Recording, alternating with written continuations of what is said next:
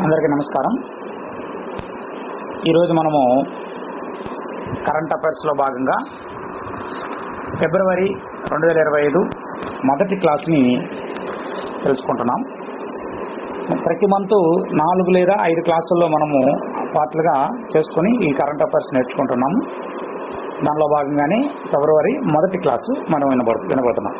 So అందరికీ కూడా మరొకసారి welcome to KKC for us. ఇప్పుడు దీని పేరుని కేకేసీ ఫర్ యూగా మార్చడం జరిగింది. ఇది అందరూ గమనించగలరు.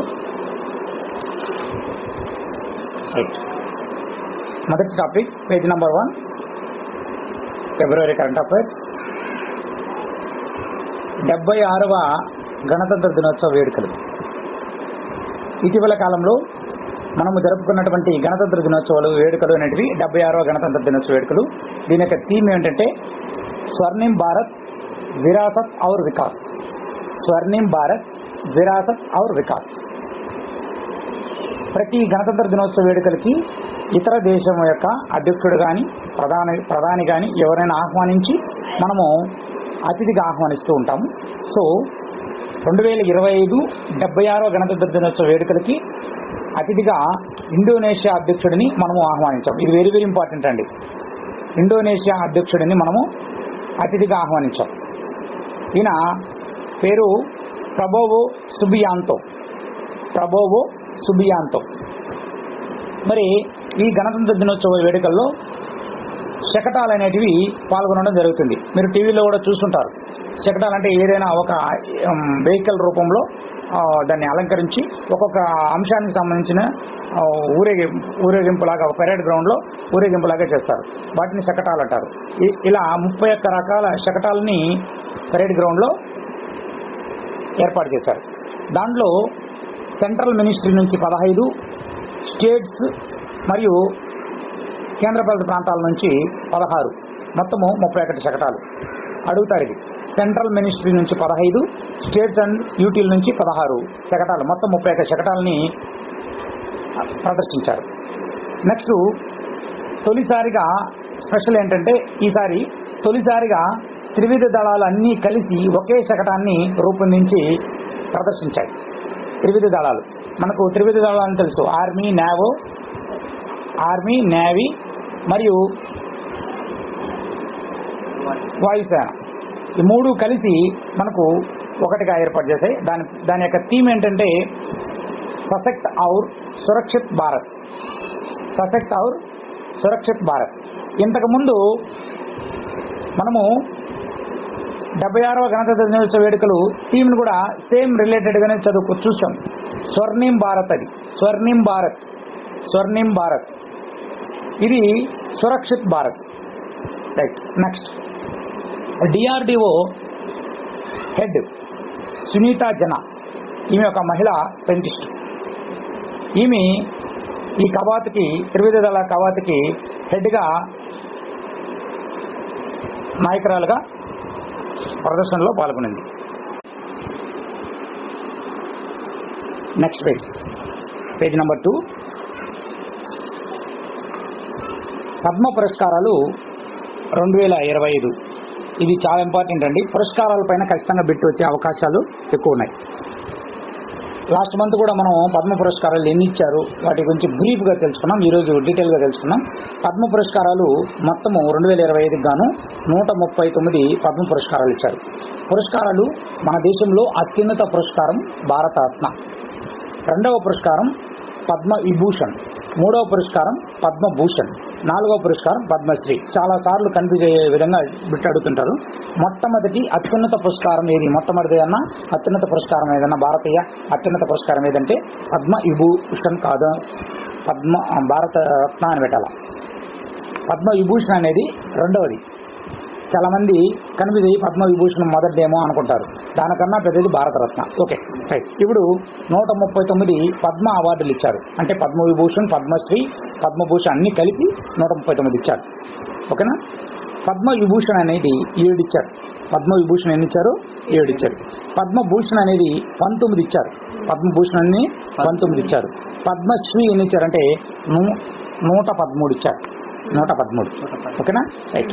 మొత్తం పురస్కారాలు ఏంటంటే 139. ఇది మీరు బైహార్ట్ చేస్తారో గుర్తుపెట్టుకోవాలి నంబరింగ్ అనేది. రైట్. 139 అనేది రైల్వే వాళ్ళ యొక్క help line number 139. So 139 Padma పురస్కారాలు గుర్తుపెట్టుకోవచ్చు. పద్మ విభూషణ్ 7, పద్మభూషణ్ 19, పద్మశ్రీ 113. నెక్స్ట్ ఇందులో ఈ 139లో మహిళలకి 23 పురస్కారాలు దక్కాయి. మహిళలకి 23, విదేశీయులకి 10. విదేశీయులకి 10 దక్కాయి. దీనిలో నాన్ రెసిడెన్షియల్ ఇండియన్స్ మరియు ఇతర దేశస్తులు కూడా ఉన్నారు. కాబట్టి వీళ్ళు విదేశీయులు అన్నమాట. మన దేశంకి సంబంధించి నాన్ రెసిడెన్షియల్ ఎన్ఆర్ఐలుగా ఉన్న వాళ్ళు కూడా విదేశీయుల కిందకే తీసుకుంటారు. నెక్స్ట్ 13 మంది మరణించిన వారికి ఇచ్చారు. మరియు ఈ పద్మ పురస్కారాల్లో అత్యంత వృద్ధుడికి 100 ఏళ్ళు ఉన్నటువంటి ఒక వృద్ధునికి పద్మ అవార్డు అనేది ఇవ్వడం జరిగింది. పద్మశ్రీ. ఆయన గోవా స్వాతంత్ర సమరయోధుడు. ఆయన ఎవరంటే లిబియో లోబో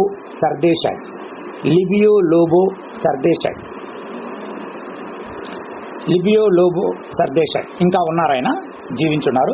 సో అత్యంత వృద్ధుడు ఈయన. అది స్పెషల్ అన్నమాట. నెక్స్ట్ పద్మ విభూషణ్ అనేది 7గురికి ఇచ్చారు. సో ఈ 7గురు అనేది మనకు చాలా ఇంపార్టెంట్. ఇది ఏ కాంటెస్ట్లో అడుగుతారంటే పద్మ విభూషణ్ అనేది ఎవరికి ఇచ్చారు, వాళ్ళు ఏ రాష్ట్రానికి చెందినవారు, ఏ రంగంలో వాళ్ళు ఆ అవార్డుని పొందడం జరిగింది అని అడుగుతుంటారు. ఓకే. మొట్టమొదటిగా దువ్వూరి నాగేశ్వరరెడ్డి గారు తెలంగాణ వ్యక్తి. ఈయన వైద్య రంగం. నెక్స్ట్ జస్టిస్ జగదీష్ సింగ్ ఈయన చండీగఢ్ చెందిన వాళ్ళు, ప్రజా వ్యవహారాలు. నెక్స్ట్ కుముదిని రజనీకాంత్ గుజరాత్కి చెందిన అతను. ఈయన కళారంగం. నెక్స్ట్ లక్ష్మీనారాయణ సుబ్రహ్మణ్యం ఈయన కర్ణాటక, ఈయన కూడా కళారంగం. నెక్స్ట్ శారదా సిన్హా ఈయన బీహార్, ఈయన కూడా కళారంగం. కానీ ఈయన మరణాంతరం ఈ అవార్డు ఇవ్వడం జరిగింది. నెక్స్ట్ ఎంటి వాసుదేవ నాయర్ ఈయన కేరళ చెందినటువంటి వ్యక్తి. ఈయన సాహిత్య రంగానికి చెందిన వ్యక్తి. మరణాంతరం ఈయన కూడా. నెక్స్ట్ విదేశీయుడు, జపాన్ చెందిన వ్యక్తి ఒసాము సుజుకి ఈయన వాణిజ్య రంగం. ఈయన కూడా మరణాంతరం పద్మభూషణ అవార్డు అనేది దక్కింది. ఇక్కడ మనము 3 మరణాంతరం ఇచ్చారు. ఆ 3 పద్మ విభూషణ్ చెందిన వ్యక్తులు శారదా సిన్హా, వాసుదేవ నాయర్, ఒసాము సుజుకి. ఇది మనం ఎలా గుర్తుపెట్టుకోవాలి ఇక్కడ చూద్దాం. దువ్వూరి నాగేశ్వరరెడ్డి గారు తెలంగాణకు చెందిన వ్యక్తి. ఇది మనకు గుర్తుంటుంది. ఇంకా డెప్త్గా మనం ఆ టాపిక్ గురించి మళ్ళీ డిస్కస్ చేద్దాం. ఇక్కడ రెండోది జగదీష్ సింగ్. మామూలుగా సింగ్ అంటేనే మనకు పంజాబ్ అని గుర్తు రావాలి. సింగులు ఎక్కడుంటారు, సిక్కులు, పంజాబ్. సో జగదీష్ సింగ్ చండీగఢ్ గుర్తుపెట్టుకోవాలి. ఓకేనా.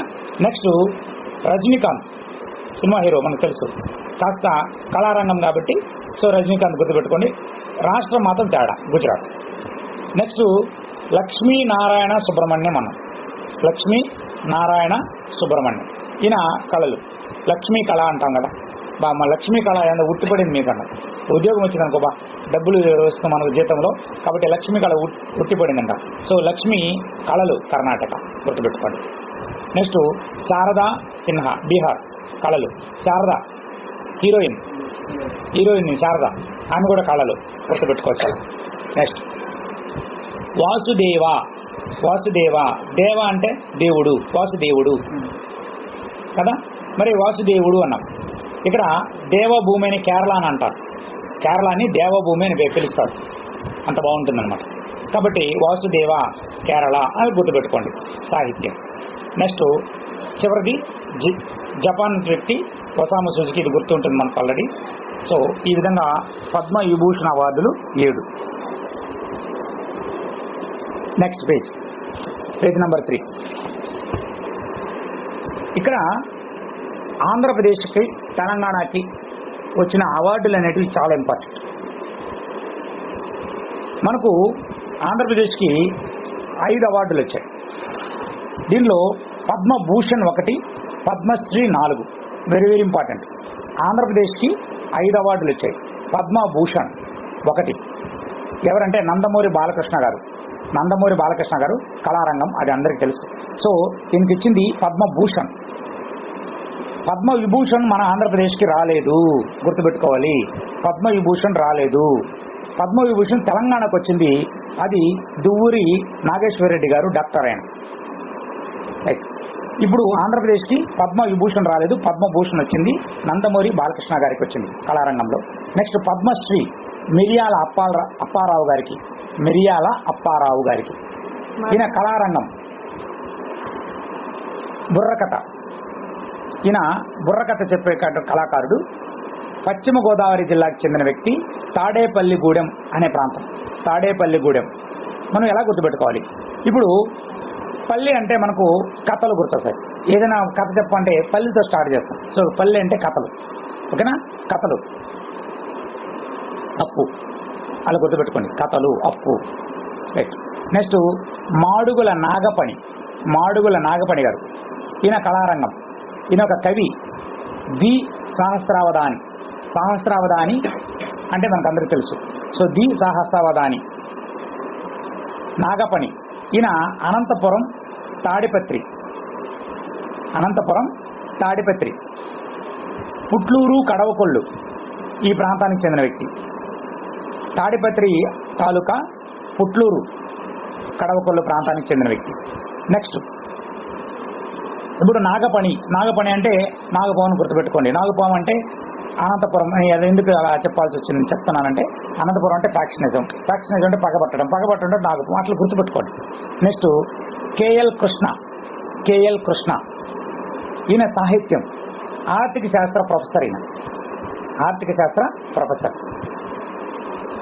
ఈయన కృష్ణా జిల్లా ఉంగుటూరు ప్రాంతానికి చెందిన వ్యక్తి. కృష్ణా జిల్లా ఉంగుటూరు ప్రాంతానికి చెందిన వ్యక్తి. నెక్స్ట్ పంచముఖి రాఘవాచార్య. పంచముఖి రాఘవాచార్య గారు. ఈయన సాహిత్య రంగానికి చెందిన వ్యక్తి, ఆర్థికవేత్త. ఈయన కూడా కర్ణాటక బాగల్కోట్లో జన్మించాడు. ఈయన ఆంధ్రప్రదేశ్ చెందిన వ్యక్తి. అయినా కర్ణాటకలో బాగల్కోట్ అనే ప్రాంతం ఉంది, ఆ ప్రాంతంలో జన్మించాడు. ఇక్కడ కృష్ణ రాఘవ, కేఎల్ కృష్ణ రాఘవాచార్య వీళ్ళిద్దరూ కూడా సాహిత్యానికి చెందిన వాళ్ళు. నాగపణి, అప్పారావు, బాలకృష్ణ వీళ్ళు ముగ్గురు కళలకు చెందిన వాళ్ళు. ఇలా గుర్తుపెట్టుకోండి. ఓకేనా? కృష్ణ రాఘవాచార్య మాత్రం సాహిత్యము, నాగపణి, అప్పారావు, బాలకృష్ణ వీళ్ళు మాత్రం కళలకు చెందిన వాళ్ళు. నెక్స్ట్ తెలంగాణలో ఇద్దరికి వచ్చిందని చెప్పాం. ఒకటేమో పద్మవిభూషణ్, 2 పద్మశ్రీ. ఒక పద్మవిభూషణ్, ఒక పద్మశ్రీ. పద్మవిభూషణ్ దువ్వూరి నాగేశ్వరరెడ్డి గారికి వచ్చింది. ఈయన 2002లో పద్మశ్రీ పొందాడు, 2016లో పద్మవిభూషణ్ పొందాడు, 2025లో పద్మవిభూషణ్ పొందాడు. అంటే స్టెప్ వైజ్. అంటే మనం ఇంతకుముందు చెప్పాం 4వ అత్యున్నత పురస్కారం పద్మశ్రీ అని చెప్పాం. అది 2002లో పొందాడు. పద్మభూషణ్ 2016లో పొందాడు. పద్మవిభూషణ్ 2025లో పొందాడు. దేశంలో 3 పద్మ అవార్డులు అందుకున్న తొలి డాక్టర్ ఈయన. దేశంలో 3 పద్మ అవార్డులు అందుకున్న తొలి డాక్టర్ దువ్వూరి నాగేశ్వరరెడ్డి గారు, తెలంగాణకు చెందిన వ్యక్తి. ఈయన 1995లో బీసీ రాయ్ అవార్డు అనేది కూడా అందుకున్నారు. ఈ బీసీ రాయ్ అవార్డు అనేది గ్యాస్ట్రో ఎంట్రాలజిస్టులకి ఓల్డ్లో ఇచ్చేటువంటి అత్యున్నత పురస్కారం, బీసీ రాయ్ అవార్డు. ఈయన gastroenterology doctor Duvvuri Nageshwar Reddy గారు. ఫాదర్ ఆఫ్ గ్యాస్ట్రోస్కోపీ అని కూడా అంటారు ఈయన్ని. ఫాదర్ ఆఫ్ గ్యాస్ట్రోస్కోపీ అని కూడా అంటారు. నోబెల్ ప్రైజ్ ఆఫ్ ఎండోస్కోపీ అనే అవార్డు ఉంది. ఎండోస్కోపీలో అత్యున్నత పురస్కారం అని ఒకటి ఉంది, దాని పేరు నోబెల్ ప్రైజ్ ఆఫ్ ఎండోస్కోపీ. 2009లో ఈయనకి దక్కింది. నెక్స్ట్ పద్మశ్రీ మందకృష్ణ మాదిగ. మందకృష్ణ మాదిగ దళితుల కోసం పోరాడిన, రిజర్వేషన్ కోసం పోరాడినటువంటి వ్యక్తి. ఈయన తెలంగాణకు చెందిన వ్యక్తి మందకృష్ణ మాదిగ. రైట్. మీకు తెలిసే ఉంటుంది ఈ మందకృష్ణ మాదిగ. ఈయన కలవడంతోనే మన డిఎస్సి ఈరోజు లేట్ అవుతుంది. ఓకేనా? రైట్. అలా గుర్తుపెట్టుకోవడానికి ఆ పాయింట్ చెప్తున్నా. నెక్స్ట్ పాయింట్, నెక్స్ట్ టాపిక్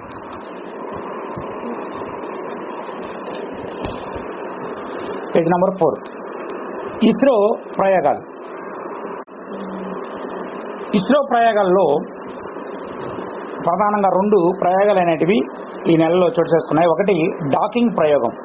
ఈ డాకింగ్ ప్రయోగం చేసినటువంటి 4వ దేశం భారత్. మొట్టమొదటిగా యుఎస్ఏ, రష్యా, చైనా, తర్వాత Bharat. USA, Russia, China, Bharat. ఏంటి డాకింగ్ అంటే, ఇప్పుడు ఇంటర్నేషనల్ స్పేస్ స్టేషన్ ఉంది కదా, ఆ స్పేస్ స్టేషన్ దగ్గరికి ఏదైనా కింద నుంచి ఒక ఉపగ్రహాన్ని ప్రయోగించి, రాకెట్ ద్వారా ప్రయోగించి అక్కడ ఒకదాన్ని ఇంకో దాన్ని కలపడం, దాన్ని డాకింగ్ అంటారు. ఇప్పుడు సినిమాల్లో కూడా చూసుంటారు, ఒక రాకెట్ని ఇంకో రాకెట్తో అనుసంధానం చేయడాన్ని డాకింగ్ అంటారు. ఇక్కడ కాదు, అంతరిక్షంలో చేస్తే దాన్ని డాకింగ్ అంటారు. మరి 2 ఉపగ్రహాలను అంతరిక్షంలో అనుసంధానం చేయడాన్ని డాకింగ్ అంటారు. గుర్తుపెట్టుకోవాలి మీరు. ఇది ఇటీవల భారతదేశం కూడా నిర్వహించి సక్సెస్ అయింది. కాబట్టి అలా సక్సెస్ అయిన దేశాలలో 4వ దేశం భారత్. ఇంపార్టెంట్ ఇది. మొదటిది USA, 2 Russia, 3 China, 4 Bharat. Space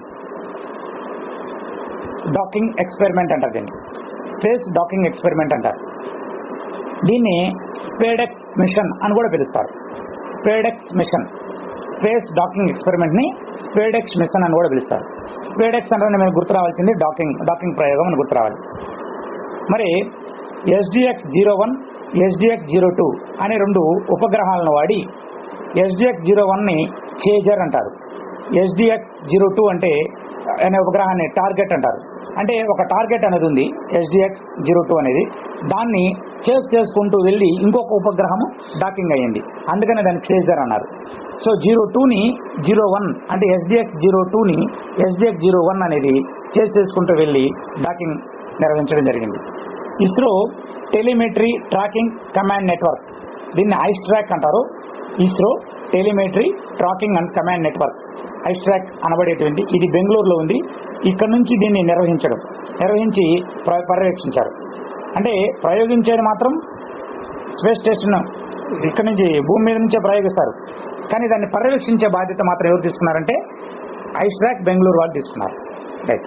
next ISRO ప్రయోగంలో 2వది క్రాప్ ప్రయోగం. క్రాప్ అంటే మనం గుర్తు రావాల్సింది, క్రాప్ అంటే పంట. సో ఇది పంటలకు సంబంధించింది అని అర్థం చేసుకోవాలి. మనము చైనా వాళ్ళు ఇటీవల కాలంలో అంతరిక్షంలో చేపలు పెంచారు. మరి మనం కూడా పంటల్ని అక్కడ పెంచడం జరిగింది. అదేంటో చూద్దాం. క్రాప్ అంటే ఫుల్ ఫామ్ ఏంటంటే, క్రాప్ అంటే compact research module for orbital plant studies.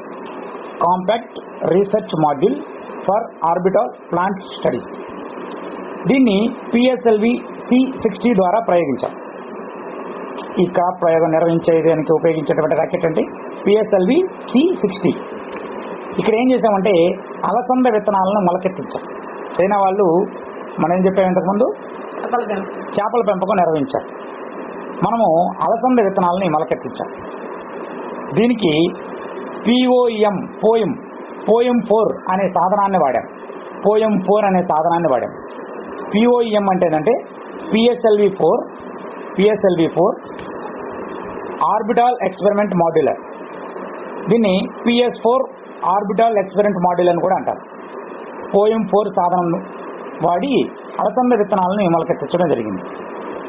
Next ఇంకో పని కూడా చేశారు. అదేంటంటే పాలకూర కణజాలం నుంచి పాలకూరని పెంచారు స్పేస్లో, అంతరిక్షంలో.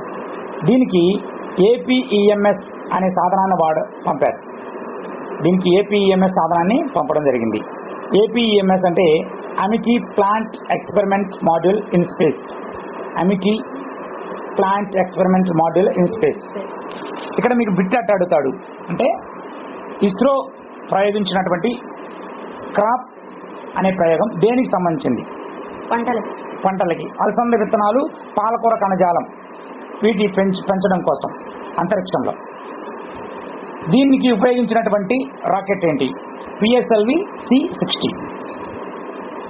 అలసంద విత్తనాలను క్రాప్ ప్రయోగం ద్వారా అంతరిక్షంలో పెంచడం కోసం ఇస్రో వాడినటువంటి సాధనం ఏంటి? అలసందలకి POEM-4. పాలకూర కణజాలను పెంపొందించడం కోసం వాడినటువంటి సాధనం ఏది? APEMS. ఓకేనా? Right. Next topic page number 5. జాతీయ క్రీడా పురస్కారాలు 2024. ఖచ్చితంగా క్రీడలపైన బిట్టు ఖచ్చితంగా ఇస్తారు. సో క్రీడా పురస్కారాలపైన కూడా ఖచ్చితంగా బిట్టు వచ్చే అవకాశం ఉంది. దీనిలో మనం ఇంతకుముందు భారత అత్యున్నత పురస్కారం భారతరత్న, తర్వాతది పద్మవిభూషణ్, తర్వాత వాయిస్ యాక్టివ్గా లేరు. సో ఇలా చెప్తూ ఉన్నాం. మరి క్రీడల్లో కూడా అత్యున్నత పురస్కారాలు ఉన్నాయంటే ఉన్నాయి. రైట్, వాటి గురించి మనం ఇప్పుడు డిస్కస్ చేద్దాం. ఖేల్ రత్న అత్యున్నత పురస్కారం, దీన్ని మేజర్ ధ్యాన్ చంద్ ఖేల్ రత్న అని పిలుస్తారు. మేజర్ ధ్యాన్ చంద్ ఆగస్టు 29 ఆయన జన్మదినం. అందువల్ల ఆగస్టు 29వ తేదీన జాతీయ క్రీడా దినోత్సవం జరుపుకుంటాం. ఇంపార్టెంట్ బిట్లు ఇవన్నీ. ఆయన జ్ఞాపకార్థంగా ఖేల్ రత్న, మేజర్ ధ్యాన్ చంద్ ఖేల్ రత్న అవార్డు అని పిలుస్తున్నాం. ఇది 4 ఇచ్చారు.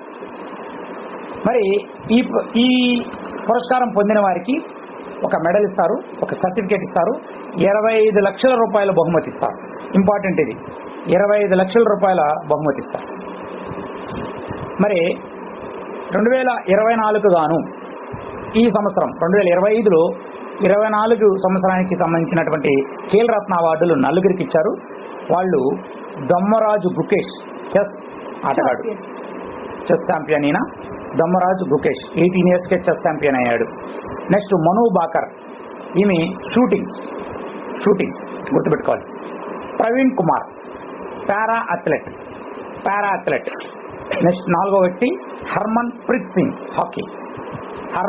సింగ్ హాకీ. వీళ్ళు బిట్ ఎట్లా అడగొచ్చుంటే ఖేల్ రత్న అవార్డు గ్రహీతలు కాని వారు, గ్రహీతలు ఎవరు, ఇలా అడగచ్చు. ఇంకొంచెం డెప్త్గా అడగాలనుకుంటే వాళ్ళ ఆట గురించి కూడా అడగచ్చు. ఓకేనా? రైట్, మనం అది లింక్ ఎలా గుర్తుపెట్టుకోవాలో చెప్తాను. దమ్మరాజు గుకేష్ అన్న, రాజు చెస్లో కీలకం రాజే కదా, రాజుని కట్టడి చేసేస్తే ఆట అయిపోతుంది. నెక్స్ట్ మను బాకర్ షూటింగ్. ఓకే, షూటింగ్ ఎవరి మీద చేయాలి? మనుషుల మీద చేయాలి షూటింగ్. యుద్ధం వస్తే మనుషుల మీద షూటింగ్. మను షూటింగ్ గుర్తుపెట్టుకోవాలి. లేదు యాక్టర్ మను ఉన్నారు కదా, ఆయన షూటింగ్కి వెళ్ళారు, అట్లా గుర్తుపెట్టుకోండి. Next Praveen Kumar, para athlete. Praveen para అంటారా, ప్రవీణ్ అట్లా గుర్తుపెట్టుకోండి. హర్మన్ ప్రీత్ సింగ్, హర్మన్లో హా ఉంది, హా అంటే హాకీ అని గుర్తుపెట్టుకోండి. హర్మన్లో హా ఉంది, హాకీ గుర్తుపెట్టుకోండి.